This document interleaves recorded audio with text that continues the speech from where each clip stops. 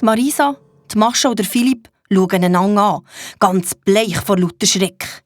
Sie wissen alle, woher eine Katze mit dem Zauberstab rennt. Wir müssen das Baby holen, meine kleine Schwester. Los, wir müssen die Maya holen, bevor es Eulalia macht. Aber sie haben schon zu lange gewartet. Als die Mascha die Türen aufreisst, sieht sie die Eulalia schon die Stegen abhumpeln.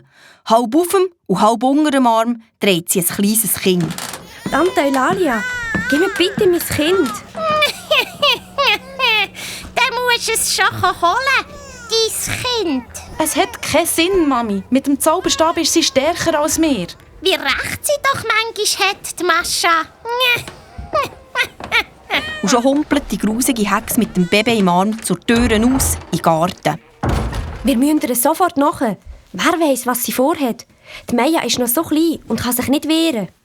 Ich kann mein Kind nicht im Stich lassen. Mami, ich lasse mein Schwesterli auch nicht im Stich. Aber wir müssen vernünftig sein. Mit Gewalt erreichen wir hier gar nichts. Die Mascha hat recht. Sie weiss immer, was zu machen ist. Sie hat ihre Tante schon mehr als einmal besiegt. Die Eulalia wird die Maya nie wieder hergeben. Sie wird eine böse Hexe aus ihr machen. Genauso schlimm, wie sie selber eine ist. Das hat sie auch bei mir probiert. Und? Ist es ihr gelungen? Zum Glück nicht. Aber die Maya ist ja noch so klein. Ich war dann genau so klein. Und ich hatte keine grosse Schwester. Die Marisa zieht Mascha zu sich her und drückt sie ganz fest an sich. Tränen laufen über die Backen. Und dann gehen die drei aus dem Haus. Der Hexentisch ist verschwunden. Der Herr Haberkorn und die Schüler hocken wie versteinert an den Tischen. Und die Hexen stehen jetzt in einem Kreis. Sie wiegen sich, stampfen dazu und summen eine schaurige Melodie. In der Mitte von diesem Kreis steht Eulalia Seidenbast. Sie hat die kleine Maya mit beiden Armen in die Luft auf und dreht sich um sich selber. Die Maya strampelt und schreit aus vollem Hals. Und Eulalia fängt zu dieser unheimlichen Melodie, wo die anderen Hexen summen, an zu reden.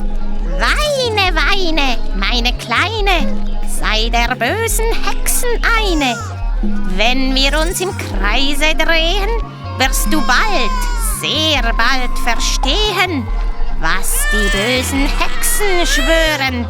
Dieses Kind soll uns gehören. Sei der bösen Hexen eine. Weine, weine, meine Kleine. Du bist so klein wie jetzt dein Schwesterli. Und jetzt bist du gross und willst leider nichts mehr von mir wissen. Leider, leider. Noch nie wollte ich mit dir etwas zu tun haben. Nie im Leben wollte ich je so werden wie du. Ich weiss. Du bist sehr undankbar, mein Schätzeli.